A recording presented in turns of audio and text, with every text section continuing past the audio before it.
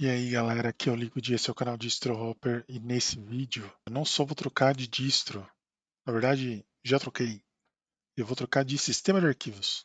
Bom, antes de mais nada, deixa o like aí no vídeo para a gente retomar a cadência de visitas que a gente tinha antes da grande pausa e claro, se puder já se inscreve aí e ativa o sininho para notificações. Então qual que é o plano aqui? O plano é o seguinte, a gente vai... Estou usando o Ubuntu agora. Eu preciso explicar isso melhor depois. O que acontece foi o seguinte, quem viu a live viu, né? Eu fiz um upgrade na minha máquina, agora ela está com essas configurações aqui, mas justamente por ter trocado a placa-mãe, eu ainda não consegui fazer um setup legal do Gentoo. Mas assim que eu conseguir fechar, eu faço o setupzinho do Gentoo, vai ficar nessa máquina, o Gentoo vai voar. Mas eu estou usando o Ubuntu aqui, por uma série de motivos, e eu estou refazendo meu storage, né? Então a minha ideia é tirar um RAID de Bitfs que eu tenho e substituir ele por um RAID Z. Antes de continuar, eu vou só fazer uma explicação breve do que é um RAID Z, tá? Muita gente aqui não faz ideia do que eu estou falando.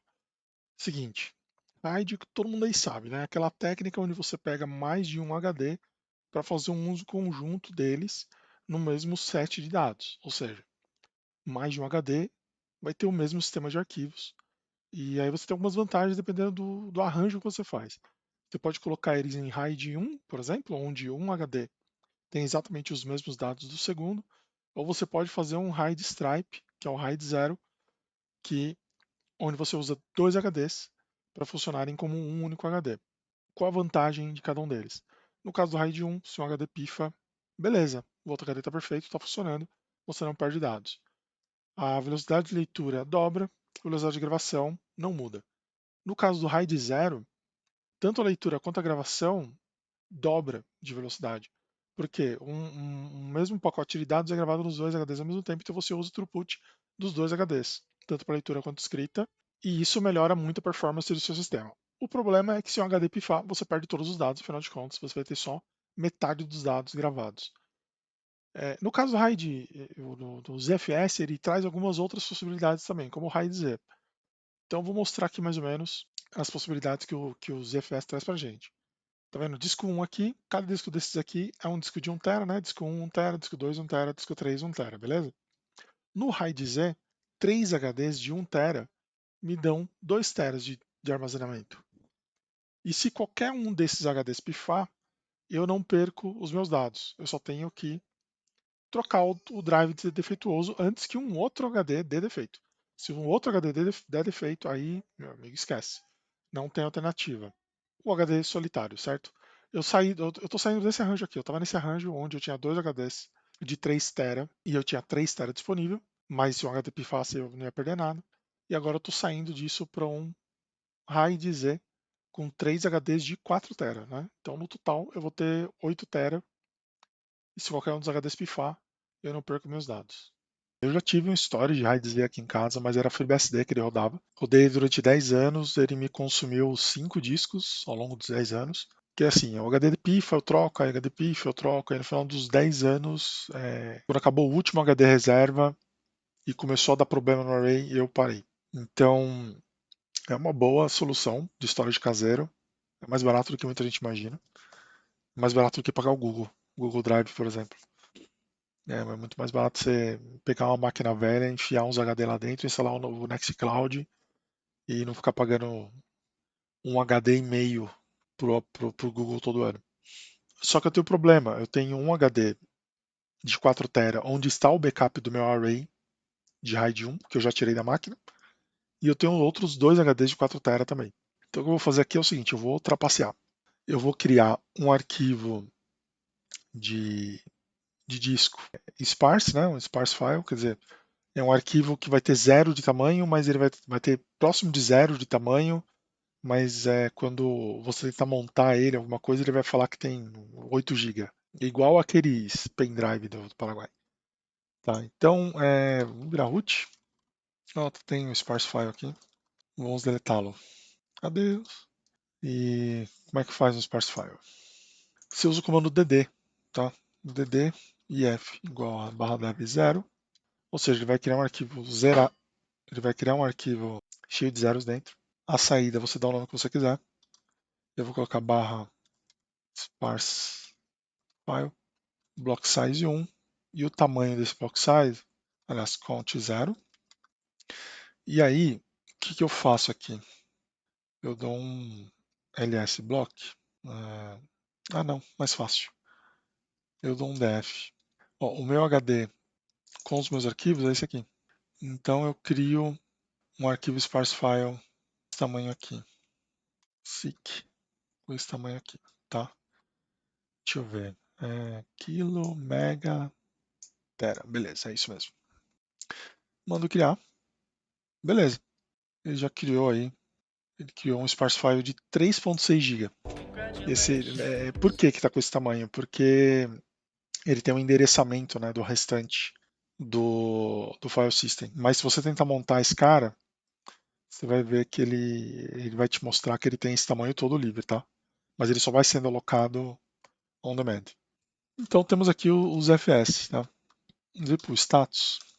Vai nos dizer que a gente já tem uma partição aqui. Já temos um volume, né? Que é o meu NVMe que eu coloquei em ZFS para fazer um teste.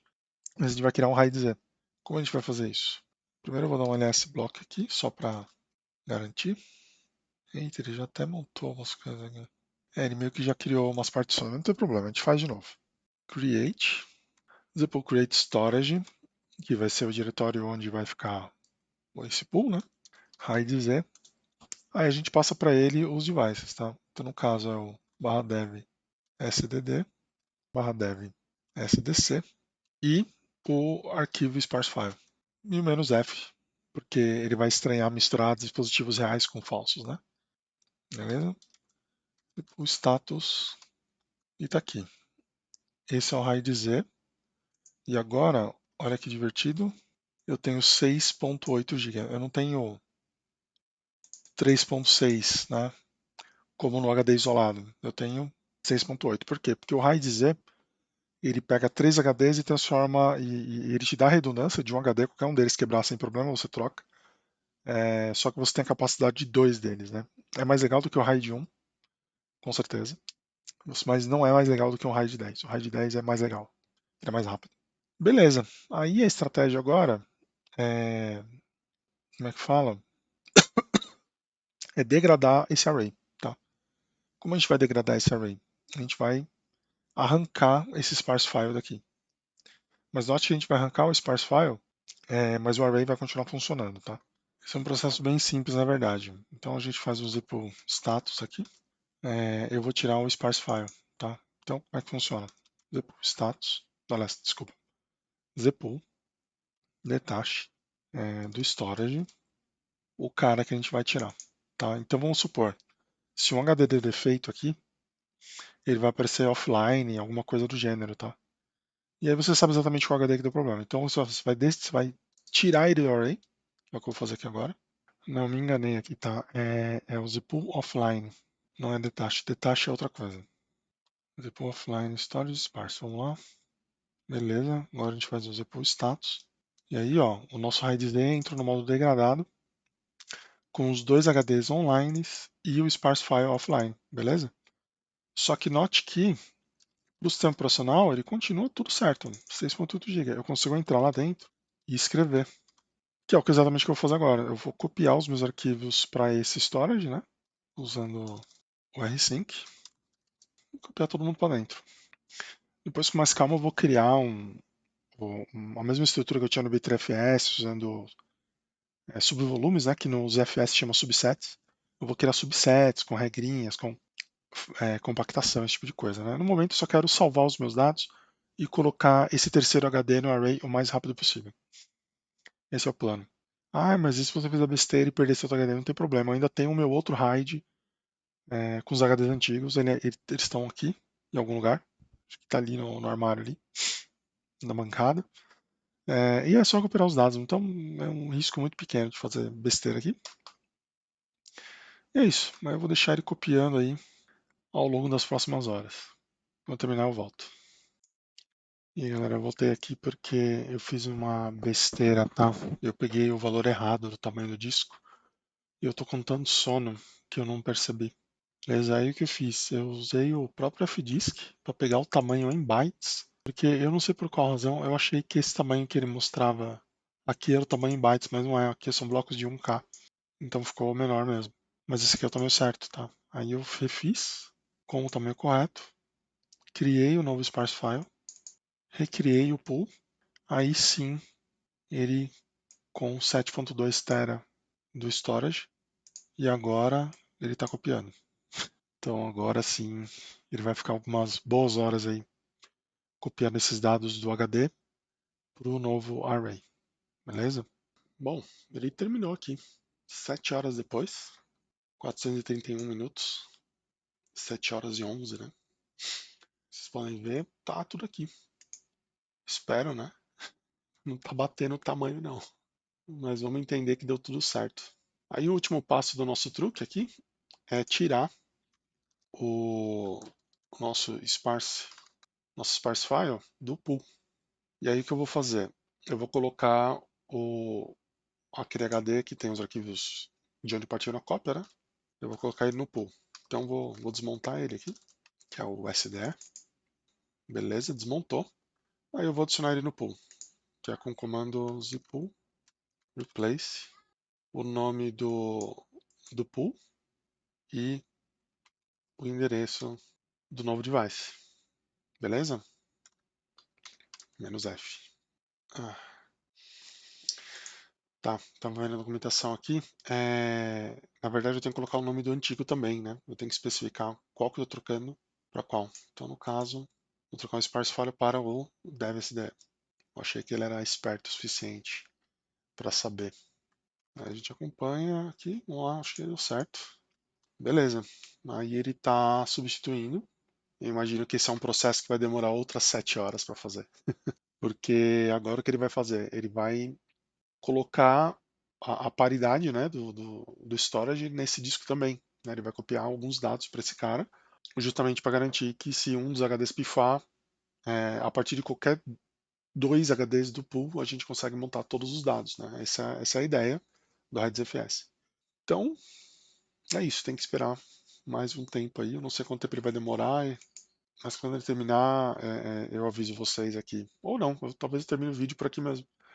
Tá? Então essa é a ideia, tá? Você tem ali 3 HDs, sendo que um HD tem os seus dados e você quer montar um RAID FS, essa é uma boa forma, tá? De você fazer. Você pega os seus 2 devices, cria um sparse file, coloca ele no RAID-Z, joga os seus dados, é, é, anula o sparse file, né? Você não vai ter espaço para isso, anula ele, aí você joga os seus arquivos para o RAID degradado, para o RAID-Z degradado, o que é uma coisa boa, ele deixa você fazer isso. E terminou o processo da cópia, deu tudo certo, você simplesmente remove o sparse file do pool e coloca o seu HD que tinha os dados de forma original. Aí depois desse processo você vai ter todos os 3 HDs com seus dados. Se um HD pifar qualquer um dos 3, você não perde nada. Essa é a mágica dos FS. Beleza? Então é isso, gente. Um abração para vocês. Até o próximo vídeo. Falou!